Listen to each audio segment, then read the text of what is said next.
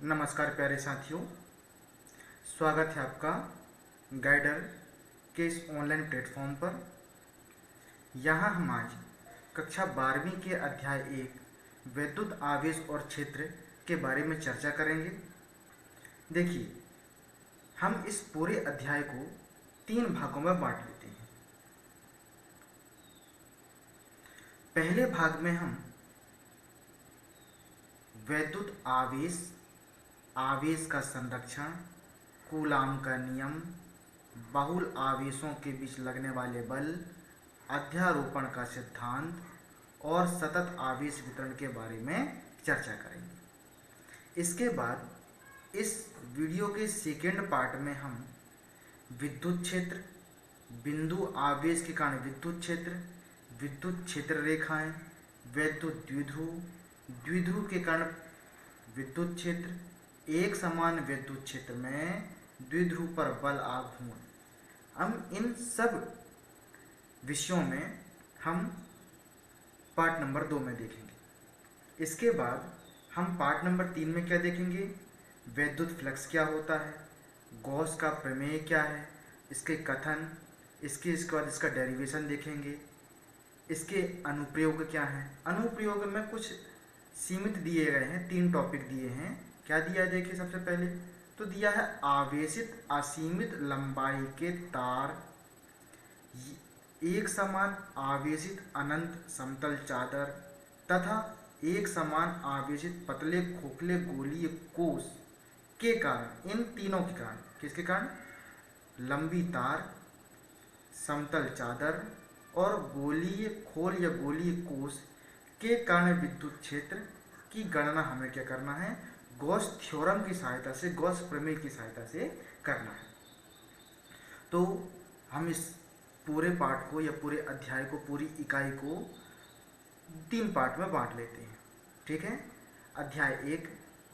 ठीक, चल तो अब हम शुरुआत करते हैं इंट्रोडक्शन से।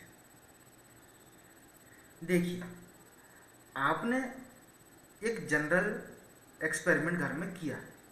क्या किया है, ठंड के दिनों में आप देखेंगे कि यदि आप किसी चेयर में, किसी कुर्सी में बैठे हैं और पीछे से कोई आपका छोटा भाई या छोटी बहन आपको शॉल से या किसी भी कपड़े से आपकी पीठ के पीछे रफ करती है, तो आपने देखा होगा कि आपको एक हल्का सा करंट का झटका महसूस होता है।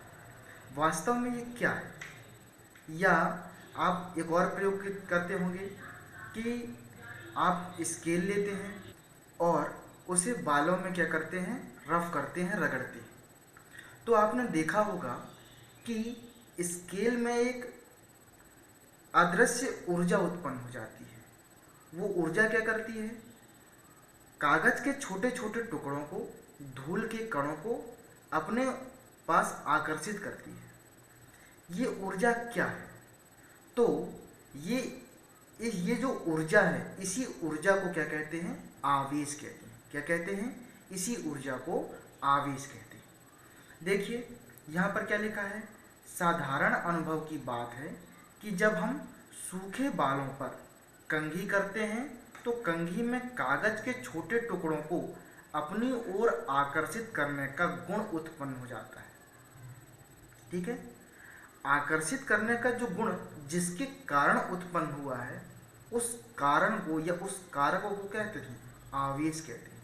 ठीक है, इसकी जानकारी सबसे पहले किसने दी? तो इसकी जानकारी देने वाले वैज्ञानिक हैं थेल्स, वैज्ञानिक थेल्स। इन्हें यूनान विज्ञान का संस्थापक भी कहा जाता है। इन्होंने सबसे पहले एक एम्बर नामक पदार्थ लिया। क्या लिया?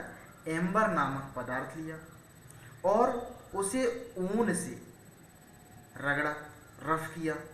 तो उसमें, यानी एम्बर में, कागज के छोटे छोटे टुकड़ों को, हल्के पंखों को, धूल के कणों को, पत्तियों के टुकड़ों को आकर्षित करने का गुण उत्पन्न हो जाता है। ठीक है, तो ये जो रफ करने से जो ऊर्जा उत्पन्न हुई है, तो उस ऊर्जा को, जिसके कारण किसी पदार्थ में हल्की वस्तुओं को आकर्षित करने का गुण उत्पन्न हो जाता है, उसे क्या कहते हैं? विद्युत कहते हैं। ठीक, ये विद्युत चूंकि रगड़ने से या घर्षण से उत्पन्न होती है, इसलिए इसे घर्षण वैद्युत भी कहते हैं। अब देखिए, एम्बर को हमने किससे रगड़ा था? ऊन से रगड़ा था। तो जिस पदार्थ में यानी एम्बर में हल्की वस्तुओं को आकर्षित करने का गुण, जिस पदार्थ में मतलब एम्बर को हमने किससे रगड़ा? ऊन से रगड़ा। तो एम्बर में हल्की वस्तुओं को आकर्षित करने का गुण उत्पन्न हो जाता है, उसे हम क्या कहते हैं? विद्युतमय या इलेक्ट्रीफाइड कहते हैं। मतलब किसी पदार्थ के विद्युतमय हो जाने पर यह कहा जाता है, यानी इलेक्ट्रीफाइड होने पर यह कहा जाता है कि पदार्थ ने आवेश ग्रहण कर लिया है। अतः उस विद्युतमय पदार्थ को आवेशित पदार्थ या चार्ज भी कहते हैं। क्लियर है? तो सबसे पहले इस पर चर्चा किसने की? तो इस पर चर्चा करने वाले वैज्ञानिक कौन थे? थेल्स। ये इस पर मनन चिंतन करने वाले वैज्ञानिक थे थेल्स। थेल्स के बाद सैकड़ों वर्षों तक इसकी ओर किसी का ध्यान नहीं गया, पर 16वीं शताब्दी में सम्राज्ञी एलिजाबेथ प्रथम के चिकित्सक विलियम गिलबर्ट ने एम्बर जैसे ही कई पदार्थों का पता लगाया जो रगड़ने पर एम्बर के समान ही अल्प या अधिक मात्रा में हल्की वस्तुओं को अपनी ओर आकर्षित करते थे। विलियम गिलबर्ट के बाद सन 1646 में थॉमस ब्राउन ने इस ऊर्जा को क्या किया? परिभाषित किया।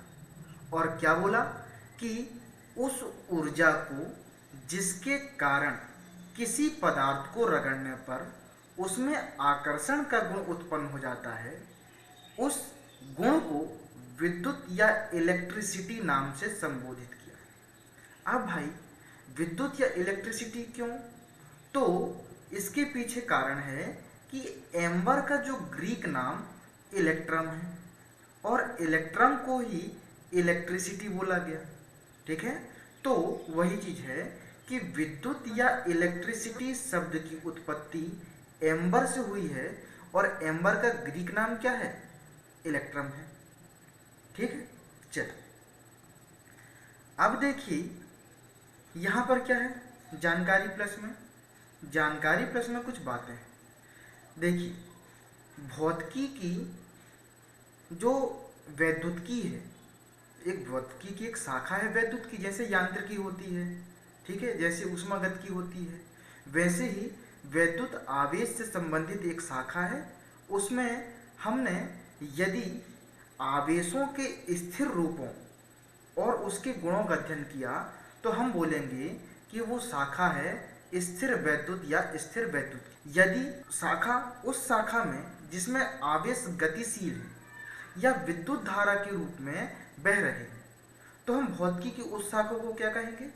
धारा विद्युत या गतिक वैद्युत की कहते हैं। तो हम इसको समअप कर लें तो भौतिकी की उस शाखा को जिसके अंतर्गत स्थिर आवेशों का अध्ययन किया जाता है स्थिर वैद्युत या स्थिर वैद्युत की कहते हैं, और उस शाखा को जिसके अंतर्गत गतिशील आवेशों अथवा विद्युत धारा का अध्ययन किया जाता है विद्युत धारा या गतिक वैद्युत की भी कहते हैं। तो यहाँ पर भौतिकी की दो शाखाएं हमें प्राप्त होती हैं।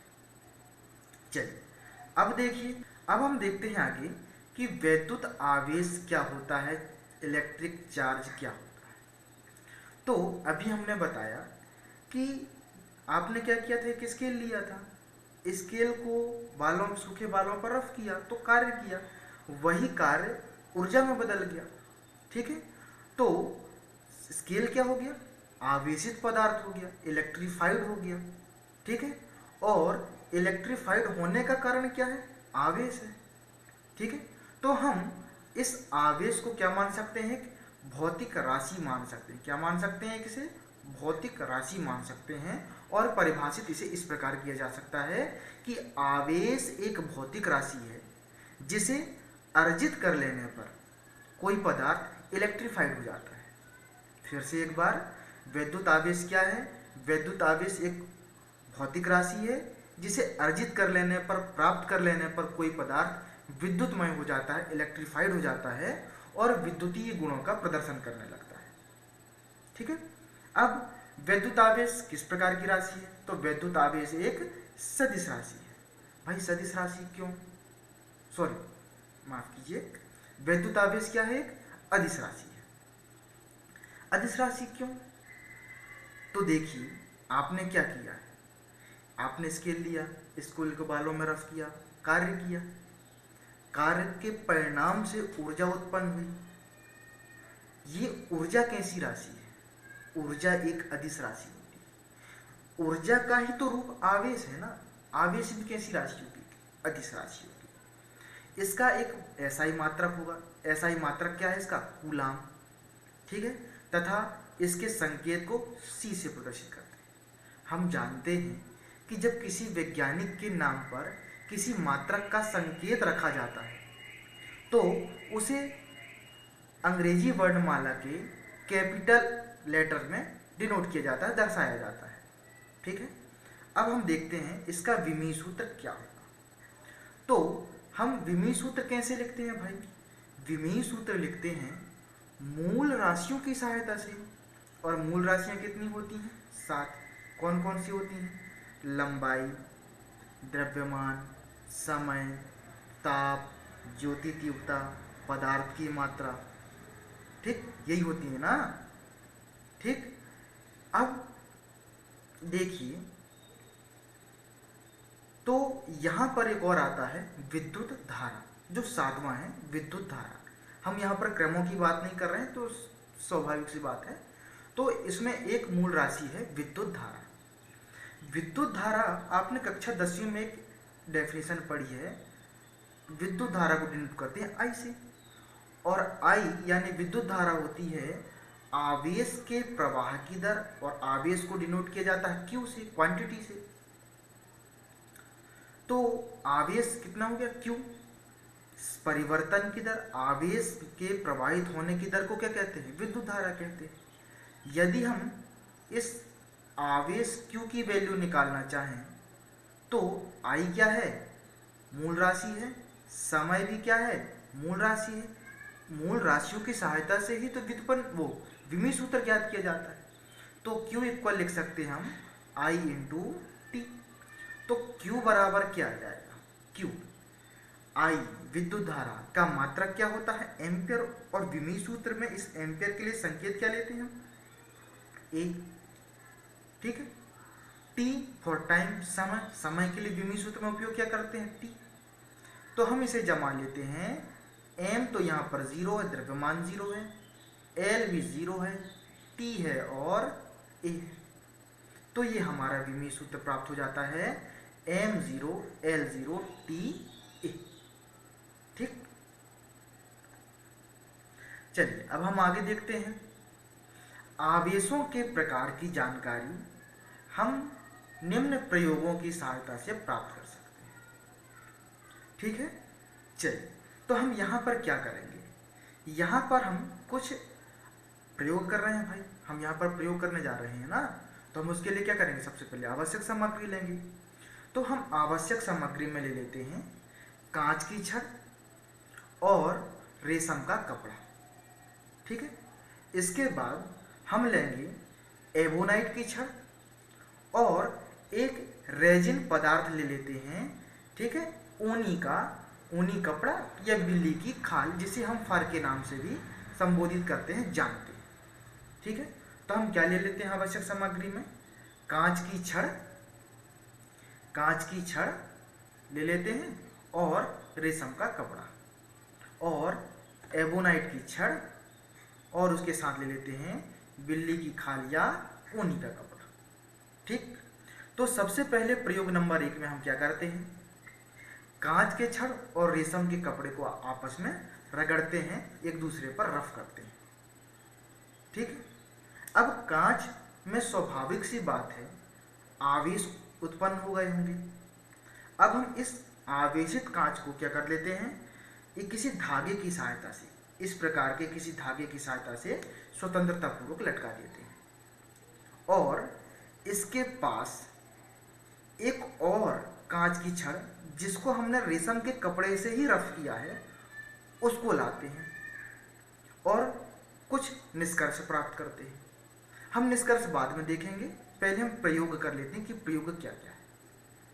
तो पहला प्रयोग समझ में है। पहले प्रयोग में क्या है, कांच की छड़ लेना है और रेशम का कपड़ा लेना है। कांच की छड़ रेशम के कपड़े को आपस में रफ करना है, रगड़ना है और एक कांच की छड़ को क्या करना, स्वतंत्रपूर्वक लटका देना है और एक और कांच की छड़ को रफ करके उसके पास लाना है। ये पहला प्रयोग है।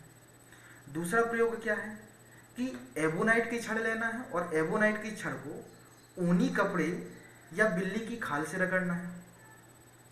ठीक है। अब पुनः वही करना है कि एबोनाइट की एक छड़ को स्वतंत्रपूर्वक लटका देना है और एक और अन्य एबोनाइट की छड़ को स्वतंत्रपूर्वक लटकी एबोनाइट की छड़ के पास लाना है। ये दूसरा हो गया। तीसरा क्या करना है, अब देखिए एबोनाइट की छड़ और कांच की छड़ एक एबोनाइट की छड़ और एक कांच की छड़ को आपस में लाना है। तो हम कुछ निष्कर्ष देखते हैं कि पहले प्रयोग में हमें क्या प्राप्त होता है। देखिए पहले प्रयोग में हमें प्राप्त होता है कि जो दोनों कांच की छड़ हैं वो एक दूसरे को क्या कर रही हैं, प्रतिकर्षित कर रही हैं। ठीक। दूसरे प्रयोग में हम पाते हैं कि एबोनाइट की छड़ और दूसरी एबोनाइट की छड़ भी एक दूसरे को प्रतिकर्षित कर रही हैं। किंतु तीसरे प्रयोग में हम पाते हैं कि कांच की छड़ और एबोनाइट की छड़ में क्या हो रहा है, आकर्षण हो रहा है। ठीक। इस आधार पर हम कुछ निष्कर्ष निकालते हैं। क्या निष्कर्ष निकालते हैं, हम निष्कर्ष निकालते हैं कि कांच की छड़ में उत्पन्न आवेश एबोनाइट की छड़ में उत्पन्न आवेश के क्या है, भिन्न प्रकार का है। ठीक है। मतलब प्रारंभ में कांच में जो उत्पन्न आवेश है उसे क्या नाम दे दिया गया, कांचाभ आवेश नाम दिया गया और एबोनाइट की छड़ में उत्पन्न आवेश को रेजनी आवेश से संबोधित किया गया। ठीक है। देखिए अब कांच की छड़ में उत्पन्न आवेश कांचाभ आवेश है और एबोनाइट की छड़ में उत्पन्न आवेश रेजनी आवेश है। ठीक है। इन दोनों आवेश के नामकरण में एक वैज्ञानिक बेंजामिन फ्रैंकलिन अहम भूमिका निभाते हैं। उन्होंने क्या बोला कि ये कांच में जो उत्पन्न आवेश है हम इसे पॉजिटिव आवेश और रेजनी आवेश को ऋणावेश या नेगेटिव आवेश या नेगेटिव चार्ज से संबोधित करेंगे। उन्होंने ये नामकरण कर दिया और आवेश की नामकरण की यह परिपाटी आज भी प्रचलित है। यानी कांचाभ आवेश, कांच में उत्पन्न आवेश को धनावेश बोला गया और रेजनी आवेश में उत्पन्न आवेश को ऋणावेश बोला गया। ठीक है। इस प्रकार आवेश के दो प्रकार हो गए भाई, कांच में एक प्रकार का आवेश उत्पन्न हुआ, एबोनाइट में दूसरे प्रकार का आवेश उत्पन्न हुआ। कांच के आवेश को हमने क्या बोला, धनावेश है। एबोनाइट में उत्पन्न आवेश को बोला हमने कि ऋणावेश है। तो कांच के कितने प्रकार हो गए, वो कांच के आवेश के कितने प्रकार हो गए, दो प्रकार हो गए, धनावेश और ऋणावेश। ठीक है। तो क्या कह रहा भाई, कांच की छड़ को रेशम के कपड़े से रगड़ने पर कांच की छड़ में उत्पन्न आवेश को धनावेश कहते हैं और ऋणावेश क्या बोला गया कि एबोनाइट की छड़ को ऊनी कपड़े या बिल्ली की खाल यानी फर से रगड़ने पर जो एबोनाइट की छड़ में उत्पन्न आवेश है उसे हमने किस नाम से संबोधित किया, ऋणावेश से संबोधित किया। अब आप देखिए कि इन तीनों प्रयोगों में आप एक निष्कर्ष निकाल सकते हैं। ये क्या है भाई, कांच की छड़ में उत्पन्न एक प्रकार का आवेश है, ये हमने इसको नामकरण दे दिया कि धनावेश है। दूसरे कांच की छड़ में उत्पन्न भी आवेश धनावेश है। इन दोनों की प्रकृति क्या होगी, समान होगी। ठीक। इसी प्रकार एबोनाइट की छड़ में उत्पन्न आवेश का नामकरण हमने क्या कर दिया, ऋणावेश। यहाँ पर भी उत्पन्न आवेश ऋणावेश है। इन दोनों की प्रकृति भी क्या है, समान है। यानी हम एक निष्कर्ष निकाल सकते हैं कि समान प्रकृति के आवेशों में क्या होता है, प्रतिकर्षण होता है, और दूर दूर जाते हैं कि नहीं, जाते हैं ना। इसी प्रकार जब हमने कांच की छड़ को एबोनाइट के छड़ के पास लाया तो क्या हुआ, इन दोनों में आकर्षण हुआ। यानी विपरीत प्रकृति के आवेशों में क्या होता है, आकर्षण पाया जाता है। ठीक, तो यहाँ पर कुछ निष्कर्ष निकाले गए कि धनावेश एक दूसरे को प्रतिकर्षित करते हैं और ऋणावेश भी एक दूसरे को प्रतिकर्षित करते हैं, जबकि धनावेश और ऋणावेश एक दूसरे को क्या करते हैं, आकर्षित करते हैं। और निष्कर्ष क्या निकाले गए, दो निष्कर्ष निकाले गए। पहला कि सजातीय आवेशों में प्रतिकर्षण होता है और विजातीय आवेशों में आकर्षण होता है। ठीक है,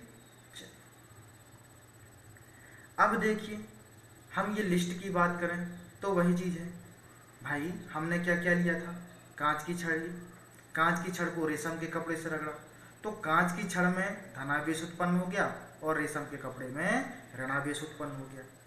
इसी प्रकार ऊनी कपड़े को एम्बर से एबोनाइट से रगड़ा, हमने यहाँ पर एबोनाइट की छड़ ली तो एबोनाइट में ऋणावेश उत्पन्न हो गया और ऊनी कपड़ा में स्वाभाविक सी बात है धनावेश उत्पन्न होगा। ठीक है, हम देखेंगे कि कैसे उत्पन्न होता है। अभी हम देखेंगे आवेश की उत्पत्ति का इलेक्ट्रॉनिक सिद्धांत क्या कहता है। इसी प्रकार और भी वस्तुएं हैं, क्या है, ऊनी कोट और प्लास्टिक की सीट। यदि हम इन दोनों को भी रफ करते हैं तो ऊनी कोट में क्या धनावेश उत्पन्न होता है और प्लास्टिक की सीट में ऋणावेश उत्पन्न हो जाता है।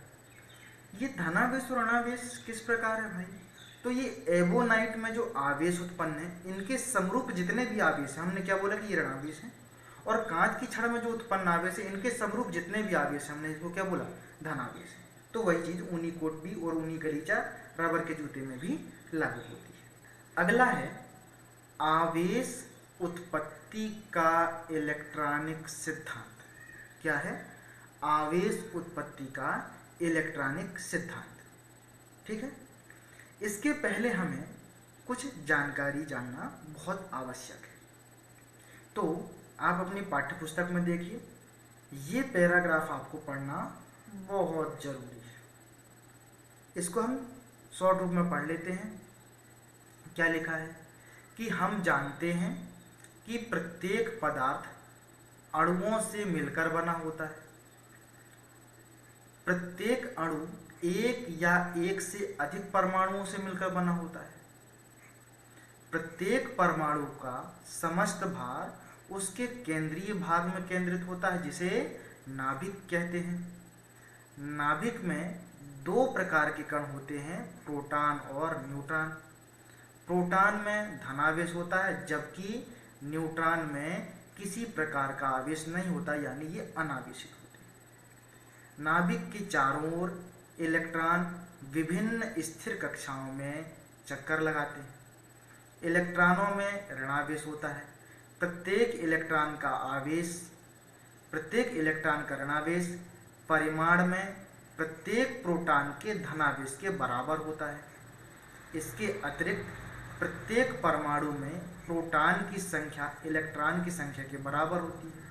इसका मतलब यह हुआ कि प्रत्येक परमाणु में धनावेश की कुल मात्रा ऋणावेश की कुल मात्रा के बराबर होती है। अतः परमाणु दो विपरीत प्रकार के आवेशित कणों में विद्यमान होने के बावजूद विद्युत रूप से उदासीन होता है। हम इसको समरी रूप में समझ लेते हैं। ठीक, देखिए हम जानते हैं कि सबसे पहले क्या है, तत्व किनसे मिलकर बना है, अणुओं से। अणु किससे मिलकर बना है, परमाणु से। और परमाणु को भी विभाजित किया गया है इलेक्ट्रॉन, प्रोटॉन और न्यूट्रॉन में। इस प्रकार हमें कुछ परमाणु की संरचनाओं से संबंधित कुछ सिद्धांत भी हमें पढ़ाए गए, जिसमें हमें ये बताया गया है कि परमाणु के नाभिक में कौन कौन विद्यमान होता है, प्रोटॉन और न्यूट्रॉन विद्यमान होता है तथा इसके चारों ओर वृत्ताकार मार्ग में इलेक्ट्रॉन क्या होते हैं, चक्कर लगाते हैं। ठीक है, इलेक्ट्रॉन पर कौन सा आवेश होता है, ऋणावेश होता है। प्रोटॉन पर कौन सा आवेश होता है, धनावेश होता है। और न्यूट्रॉन अनावेशित होते हैं, यानी इन पर कोई आवेश नहीं होता। साथ में ये क्या बताया गया कि जितने इलेक्ट्रॉन होंगे उतने ही क्या होंगे, किसी परमाणु में प्रोटॉन होंगे। और अब बात आती है कि न्यूट्रॉन की संख्या किस प्रकार निर्धारित होती है। तो न्यूट्रॉन की संख्या निर्धारित होती है परमाणु भार से, या परमाणु भार निर्धारित होता है न्यूट्रॉनों की संख्या पर। क्लियर है। तो कुछ यही चीजें यहाँ पर क्या है बताई गई। अब देखिए कि जितना इलेक्ट्रॉन है जितना प्रोटॉन है, मतलब किसी परमाणु विद्युत रूप से उदासीन तो होगा ही ना, क्योंकि उसमें धनावेश और ऋणावेश की मात्रा क्या है, समान है। मतलब कोई भी पदार्थ विद्युत रूप से क्या होता है, उदासीन होता है। अब देखिए, जो इलेक्ट्रॉन नाभिक के निकट की कक्षाओं में भ्रमण करते हैं, क्या कह रहा है, जो इलेक्ट्रॉन नाभिक की कक्षाओं में भ्रमण करते हैं उन्हें क्या कहते हैं, बद्ध इलेक्ट्रॉन कहते हैं। ये नाभिक से दृढ़ता पूर्वक बंधे होते हैं, क्योंकि नाभिक और इन इलेक्ट्रॉनों के मध्य लगने वाला आकर्षण बहुत प्रबल होता है। ज्यों ज्यों ये इलेक्ट्रॉन नाभिक से दूरी बढ़ती जाती है, आकर्षण बल का मान कम होता जाता है। अंतिम कक्षा में इलेक्ट्रॉनों पर आकर्षण बल का मान, स्वाभाविक सी बात है, कम होगा। अतः ये बाह्य ऊर्जा की बहुत कम मात्रा से इलेक्ट्रॉन अपने नाभिक से मुक्त होकर पृष्ठ पर गति करने लगते हैं। इन इलेक्ट्रॉनों को ही क्या कहते हैं, मुक्त इलेक्ट्रॉन कहते हैं।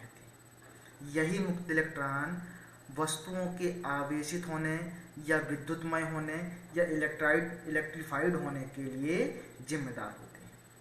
अब कैसे जिम्मेदार हैं भाई, अभी हमने क्या बोला कि जो इलेक्ट्रॉन नाभिक से बंधे हुए हैं वे बद्ध इलेक्ट्रॉन हैं। जैसे जैसे नाभिक से इलेक्ट्रॉनों की दूरी बढ़ती जाएगी, जो दूर कक्षा का जो इलेक्ट्रॉन है वो क्या करेगा, न्यून ऊर्जा या बहुत कम ऊर्जा से भी क्या हो जाएगा, मुक्त हो जाएगा। ठीक है। अब देखिए हमने क्या किया, फिर से वहीं पर आते हैं, स्केल लिया और बालों से हमने उसको क्या किया, रफ किया। स्केल में हमने अभी क्या पढ़ा, कोई भी पदार्थ आवेशित या कोई भी पदार्थ क्या होता है, वैद्युत रूप से होता है, उदासीन होता है। अब हमने क्या किया, स्केल लिया, स्केल को किससे रगड़ा, बाल से रगड़ा। तो स्केल में जो इलेक्ट्रॉन होंगे वो क्या होंगे, बाह्य कक्षा में जो इलेक्ट्रॉन होंगे वो थोड़ी सी ऊर्जा भी प्राप्त करेंगे, घर्षण के कारण ऊष्मा ऊर्जा प्राप्त होगी। इस ऊर्जा की थोड़ी सी मात्रा के कारण ये क्या होंगे, अपने ही सतह पर मुक्त हो जाएंगे और ये मुक्त होकर गति करने लगेंगे। अब गति करने लगी तो इलेक्ट्रॉनों का क्या होगा, एक पदार्थ से दूसरे पदार्थ में स्थानांतरण होगा। स्थानांतरण के फलस्वरूप एक पदार्थ ऋणावेशित और दूसरा पदार्थ धनावेशित हो जाएगा। यानी इधर देखिए, मान लेते हैं हमारे पास ये क्या है, कांच की छड़ है। ठीक, कांच की छड़, और ये क्या हमारे पास, रेशम का कपड़ा है। ठीक है, हमने क्या किया, इन दोनों को रफ किया। कांच से इलेक्ट्रॉन मुक्त हुए और रेशम के कपड़े में चले गए। अब देखिए यहां पर इलेक्ट्रॉनों की क्या हो गई, कमी हो गई। मान लेते हैं, एक सिंपल एग्जांपल ले लेता हूं मैं, सोडियम परमाणु का। सोडियम परमाणु में कितने इलेक्ट्रॉन होते हैं, 11। सीधी सी बात है, इलेक्ट्रॉनों की संख्या 11 है तो ये प्रोटॉनों की संख्या के बराबर होगा। ठीक, अब इसमें से मान लेते हैं कि एक इलेक्ट्रॉन कहाँ हो गया, किसी अन्य पदार्थ में चला गया। यानी यहाँ पर प्रोटॉन कितने हो गए, अभी प्रोटॉन कितने हैं, प्रोटॉन हैं 11 पर इलेक्ट्रॉन हो गए 10। यहाँ पर इलेक्ट्रॉनों की संख्या क्या होगी, बढ़ गई, इस पदार्थ पर इलेक्ट्रॉनों की संख्या बढ़ गई ना, तो ये पदार्थ क्या हो जाएगा, ऋणावेशित। और यहाँ पर चूंकि प्रोटॉन की संख्या इलेक्ट्रॉन की संख्या से ज्यादा होगी, अतः ये पदार्थ क्या हो जाएगा, धनावेशित हो जाएगा। यही बात यहाँ पर होगी कि कांच से इलेक्ट्रॉन कहाँ स्थानांतरित हो जाएंगे, रेशम के कपड़े में। कांच में धनावेश की मात्रा ज़्यादा हो जाएगी, अतः कांच धनावेशित हो जाएगा, और रेशम कपड़े में इलेक्ट्रॉनों की संख्या बढ़ जाएगी, अतः रेशम का कपड़ा ऋणावेशित हो जाएगा। बस बात इतनी सी है। चलिए अब देखिए घर्षण विद्युत की व्याख्या किस प्रकार की गई है। वही चीज कि जब दो पदार्थों को आपस में रगड़ा जाता है तो वे यानी मुक्त इलेक्ट्रॉन एक पदार्थ में से निकलकर दूसरे पदार्थ में चले जाते हैं। इस प्रकार पहले पदार्थ में इलेक्ट्रॉनों की कमी हो जाती है और दूसरे पदार्थ में इलेक्ट्रॉनों की अधिकता हो जाती है। जिस पदार्थ में इलेक्ट्रॉन की कमी होती है वो धनावेशित हो जाएगा, और जिस पदार्थ में इलेक्ट्रॉनों की अधिकता होगी वो ऋणावेशित हो जाएगा। ठीक, इसके बाद कुछ एग्जाम्पल भी दिए गए। क्या एग्जाम्पल दिया गया, देखिए उदाहरण नंबर 1। वही चीज़ है, कांच की छड़ को रेशम के कपड़े से रगड़ें तो कांच से इलेक्ट्रॉन निकलकर रेशम के कपड़े में चले जाते हैं, अतः कांच की छड़ धनावेशित तथा रेशम का कपड़ा ऋणावेशित हो जाता है। इसी प्रकार एबोनाइट और ऊनी कपड़े या फर यानी बिल्ली की खाल से रगड़ें तो वही होगा। क्या होगा, जब एबोनाइट की छड़ को ऊनी कपड़े से रगड़ा जाता है तो ऊनी कपड़े से इलेक्ट्रॉन निकलकर एबोनाइट में चले जाते हैं। और अब देखिए एबोनाइट में चले गए तो एबोनाइट क्या हो जाएगा, ऋणावेशित हो जाएगा, और ऊनी कपड़ा क्या हो जाएगा, धनावेशित हो जाएगा। स्वाभाविक सी बात है। अतः एबोनाइट की छड़ ऋणावेशित और ऊनी कपड़ा धनावेशित हो जाता है। अब देखिए कुछ महत्वपूर्ण बात क्या है। जब हम कोई दो पदार्थों को आपस में रफ करते हैं तो भाई एक पदार्थ से इलेक्ट्रॉन दूसरे पदार्थ में स्थानांतरित हो रहा है। ठीक है, तो एक पदार्थ में जितना धनावेश उत्पन्न होगा, जिस पदार्थ से हमने रफ किया है उस पदार्थ में भी उतना ही ऋणावेश उत्पन्न होगा। क्यों, इसकी व्याख्या कैसे कर सकते हैं। देखिए हमने ये एग्जांपल लिया था, सोडियम में 11 प्रोटॉन 11 इलेक्ट्रॉन थे। एक यहाँ पर मान लेते हैं 10 प्रोटॉन 10 इलेक्ट्रॉन है, यहाँ पर 11 प्रोटॉन 11 इलेक्ट्रॉन है। एक इलेक्ट्रॉन यहाँ स्थानांतरित हो गया, प्रोटॉन की संख्या अभी 11 हो गई, यहाँ पर 10 हो गई। अब यहाँ पर जो प्रोटॉन की संख्या है वो कितनी रह जाएगी, 10, और एक इलेक्ट्रॉन स्थानांतरण के कारण इलेक्ट्रॉनों की संख्या कितनी हो गई, 11। यानी यहाँ पर एक धनावेश उत्पन्न हुआ तो यहाँ पर क्या होगा, एक ऋणावेश उत्पन्न हो जाएगा। तो कथन हमारा स्पष्ट हो जाता है कि रगड़ने की क्रिया से एक पदार्थ में जितना धनावेश उत्पन्न होता है दूसरे पदार्थ में ठीक उतना ही ऋणावेश उत्पन्न हो जाता है। ठीक, चलिए अब आ गया फिर से जानकारी प्लस। क्या है भाई, तो हम यहाँ पर देखते हैं, सबसे पहले हम ये देख लेते हैं कि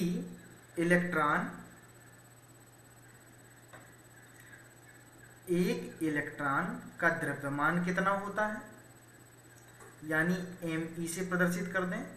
इसका होता है 9.1 गुणा 10 की घात ऋण 31 किलोग्राम। इसी प्रकार एक प्रोटॉन का आवेश कितना होता है, इसे हम mp लिख दें। एक प्रोटॉन का आवेश होता है 1.67 गुणा 10 की घात ऋण 27 किलोग्राम। ठीक, चूंकि इलेक्ट्रॉन का स्थानांतरण हो रहा है, क्या हो रहा है, इलेक्ट्रॉनों के स्थानांतरण से आवेश उत्पन्न हो रहे हैं, और इलेक्ट्रॉनों का कुछ ना कुछ द्रव्यमान होता है।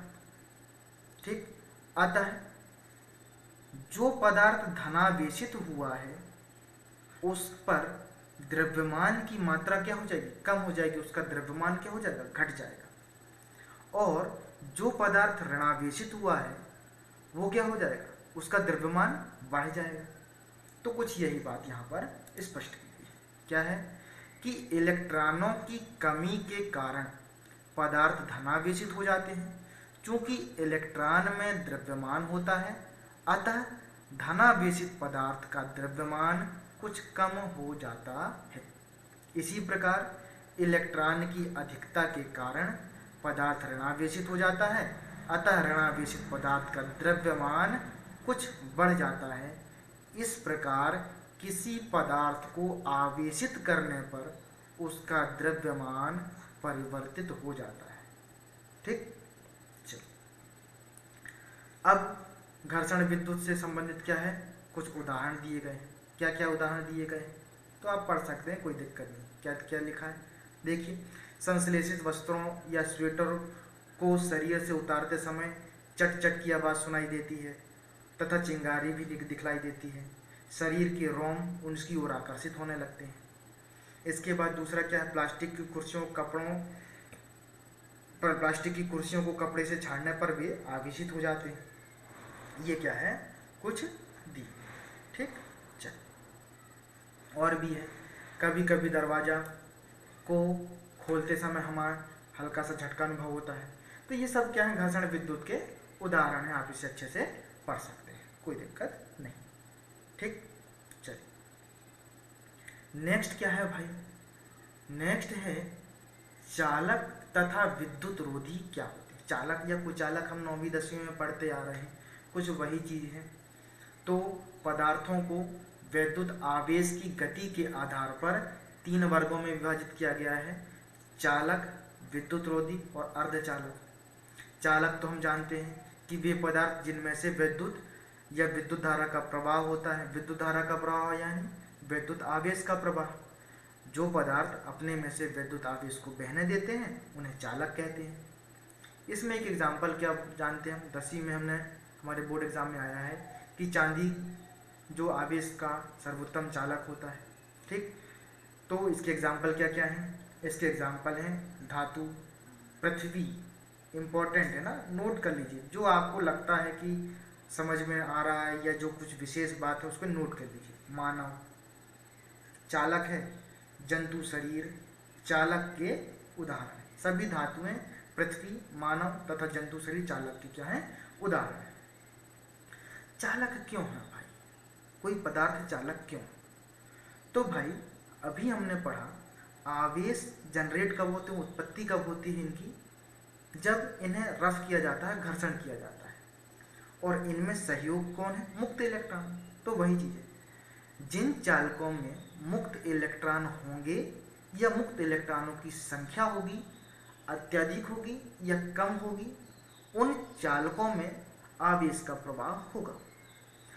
इस आवेश, और हमने क्या बोला कि जिन पदार्थ में से आवेश प्रवाहित होते हैं हम उन्हें क्या कहते हैं, चालक कहते हैं। तो वही चीज़ है, चालकों में मुक्त इलेक्ट्रॉनों की संख्या अधिक होती है, ठीक ठाक होती है। ये मुक्त इलेक्ट्रॉन चालक के अंदर गति करने के लिए स्वतंत्र होते हैं और इन्हीं इलेक्ट्रॉनों की गति कारण विद्युत धारा प्रवाहित होती है, अतः वे चालक कहलाते हैं। ठीक, दूसरा क्या है, विद्युत रोधी। अब विद्युत रोधी क्या होगा, ऐसे पदार्थ जो अपने में से विद्युत आवेश को या विद्युत धारा को प्रवाहित नहीं होने देते विद्युत रोधी कहलाते हैं। उदाहरण क्या है, लकड़ी, रबर, कांच, प्लास्टिक, नायलॉन। ठीक, नोट पर कर लीजिए, नायलॉन, ये विद्युत रोधी उदाहरण है। विद्युत रोधी में क्या होगा भाई, अभी हमने पढ़ा क्या कि विद्युत रोधी में मुक्त इलेक्ट्रॉनों का क्या होगा, अभाव होगा।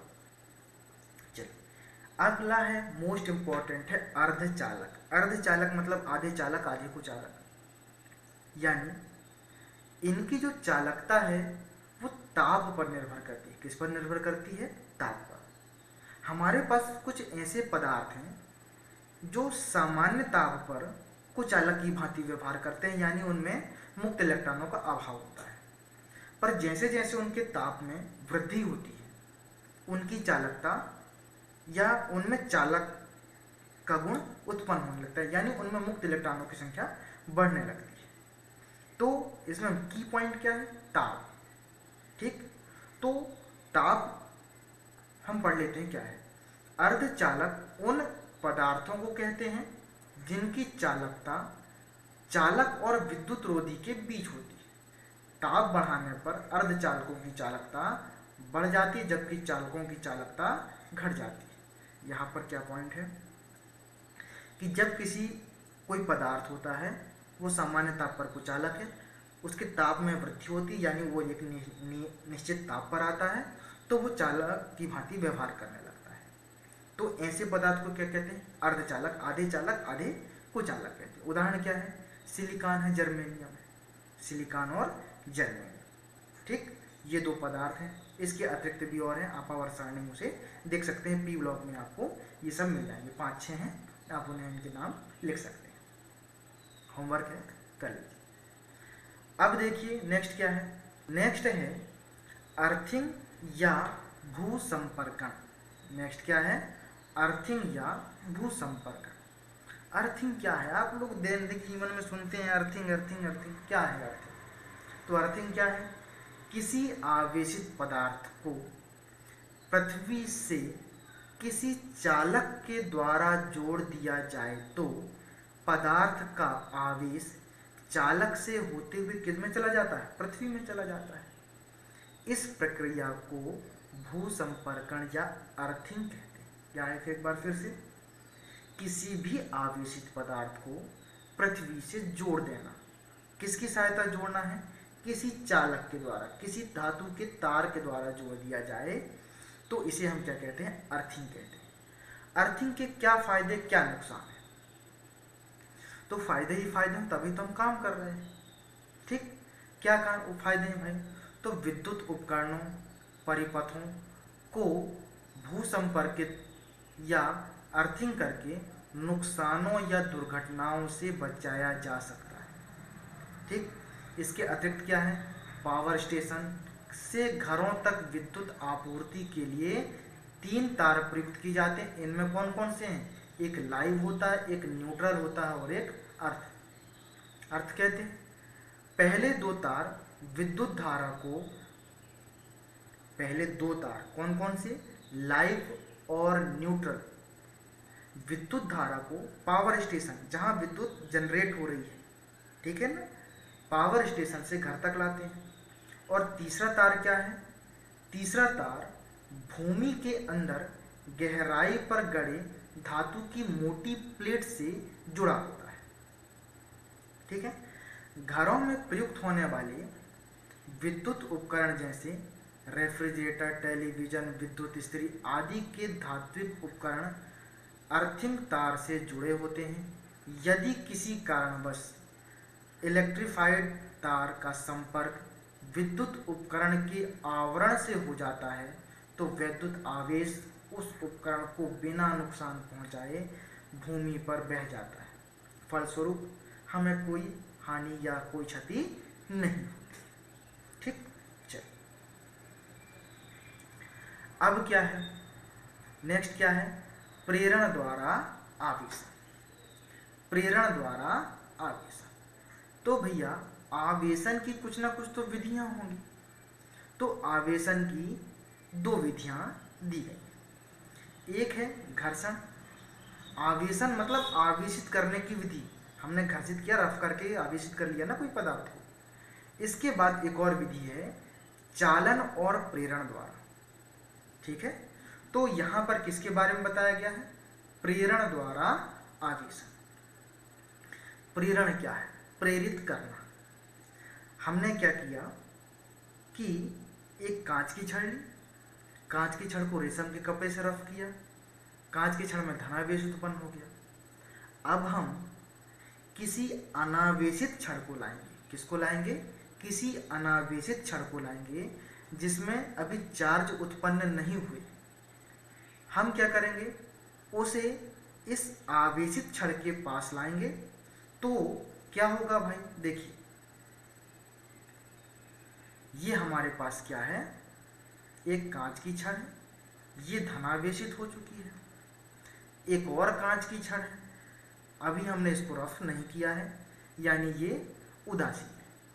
हम जैसे इसको इसके पास लाते हैं, इसका नामकरण कर देते हैं ए, इसका नामकरण करते हैं बी, ए को बी के पास लाते हैं। सीधी सी बात है भाई, किसी भी चालक में कुछ ना कुछ तो मुक्त इलेक्ट्रॉन मौजूद होते हैं ना।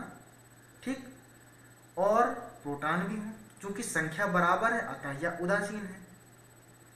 अब देखिए ये धनावेश इस चालक के ऋणावेश को क्या करेंगे, अपनी ओर आकर्षित करेंगे, यानी इस चालक के ऋणावेश एक सिरे पर एकत्रित हो जाएंगे और धनावेश दूसरे सिरे पर एकत्रित हो जाएंगे। यानी अब आपका पदार्थ बी भी क्या हो चुका है, आवेशित हो चुका है।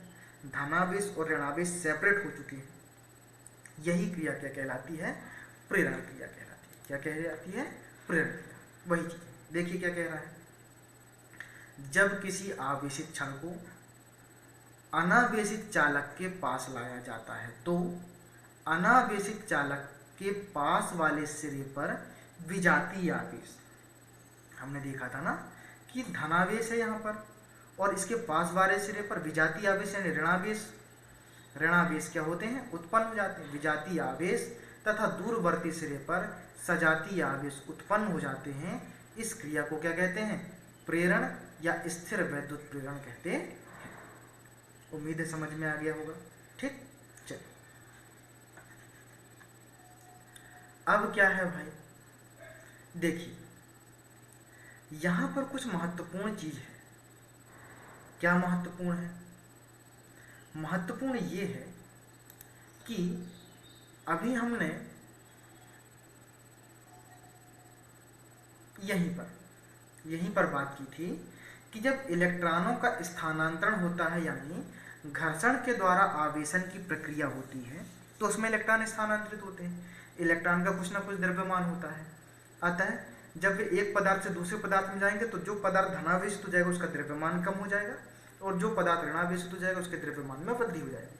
परंतु जब प्रेरण की क्रिया द्वारा आवेशन होता है तो इसमें इलेक्ट्रॉनों का तो ना स्थानांतरण होता है, नहीं होता ना, अतः इसमें पदार्थ ए और पदार्थ बी दोनों के द्रव्यमान में कोई भी परिवर्तन नहीं आता। ये मुख्य पॉइंट है, नोट पॉइंट है। ठीक,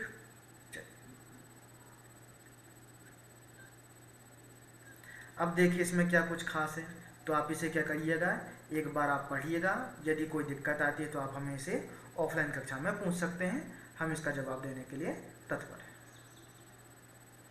अब देखिए नेक्स्ट हेडिंग क्या है, नेक्स्ट हेडिंग है स्वर्ण पत्र विद्युतदर्शी गोल्ड लीफ इलेक्ट्रोस्कोप। ये है क्या भैया, तो एक ऐसा उपकरण है जिसकी सहायता से किसी भी पदार्थ में आवेश की उपस्थिति का संसूचन या डिटेक्शन किया जाता है। क्लियर है, तो क्या है परिभाषा आप देख सकते हैं, स्वर्ण पत्र विद्युतदर्शी। विद्युतदर्शी विद्युत को देखने के लिए एक यंत्र, क्या हो जाएगा, स्वर्ण पत्र विद्युतदर्शी एक ऐसा उपकरण है जिसकी सहायता से किसी पदार्थ में आवेश की उपस्थिति का संसूचन या डिटेक्शन किया जाता है, साथ ही उसकी ध्रुवता का भी पता लगाया जाता है। ध्रुवता का यानी धनात्मक है ऋणात्मक है पता लगाया जाता है। अब देखिए स्वर्ण पत्र विद्युतदर्शी की संरचना क्या है, तो इसमें सबसे पहले क्या है, एक कांच का पात्र है और इस कांच के पात्र में ऊपर लगी है कॉर्क। इस कॉर्क के मध्य में एक छेद है और इस छोटे से छेद से एक धातु की छड़ लगी हुई है। धातु की छड़ के एक सिरे पर धातु की चकती, जैसे हम देखते हैं कि सेल के ऊपर एक कैप लगी होती, उसी प्रकार कैप लगी है। ठीक है, धातु की छड़ के दूसरे सिरे का संपर्क किससे है, सोने की पन्नी से।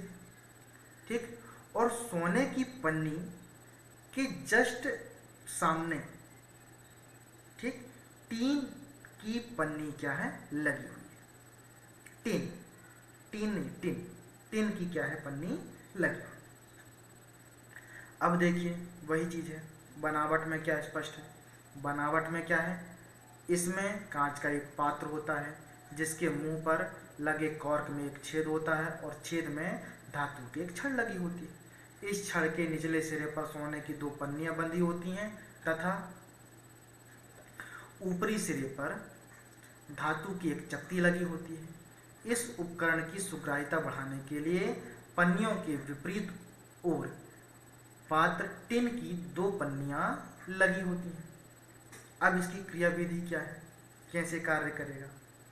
तो कैसे कार्य करेगा, सीधी सी बात है, जब हम कोई भी आवेशित पदार्थ लाएंगे, कोई भी आवेशित पदार्थ, और क्या करेंगे, इस धातु की चकती से उसे स्पर्श कराएंगे। आवेश क्या है, चूंकि ये चालक है, धातु की है चकती, ये भी धातु की छड़ है, आवेश क्या होगा, गतिमान होगा और सोने की पन्नी में आ जाएगा। अब सोने की पन्नी में आ गया, चूंकि आवेश मान लेते हैं आपका क्या है, कांच की छड़ है, कांच की छड़ में उत्पन्न धनावेश है, आपने स्पर्श कराया, धनावेश नीचे चला गया, दोनों पत्तियों में क्या हो गया, धनावेश धनावेश हो गया। दोनों जो पन्नी है वो बहुत क्या है, पतली है, दोनों में धनावेश, अतः एक दूसरे को क्या करेंगे, प्रतिकर्षित करेंगे। क्लियर? यानी समान आवेशों में क्या होगा, प्रतिकर्षण होगा। जैसे ही पन्नी फैलेगी आपको दिख जाएगा कि इस चालक में क्या है, आवेश है। तो हमने डिटेक्ट कर लिया ना कि इस चालक में कितना आवेश है। ठीक, तो कुछ वही है कि जब किसी आवेशित वस्तु को विद्युतदर्शी की चकती से स्पर्श कराया जाता है तो आवेश छड़ से होता हुआ सोने की पन्नियों पर आ जाता है। चूंकि दोनों पन्नियों में आवेश सजाती होता है, अतः प्रतिकर्षण के कारण पन्नी एक दूसरे से दूर हट जाती है। अब जितना आवेश होगा, परिणाम यदि इस आवेश का ज़्यादा होगा तो पन्नियों का हटाव भी ज़्यादा होगा, फैलाव भी ज़्यादा होगा। तो वही चीज़ है कि आवेश का परिणाम जितना अधिक होता है, पन्नियों का हटाव भी उतना ही अधिक होता है। ठीक, तो ये क्या हो गया, स्वर्ण पत्र विद्युत दर्शी।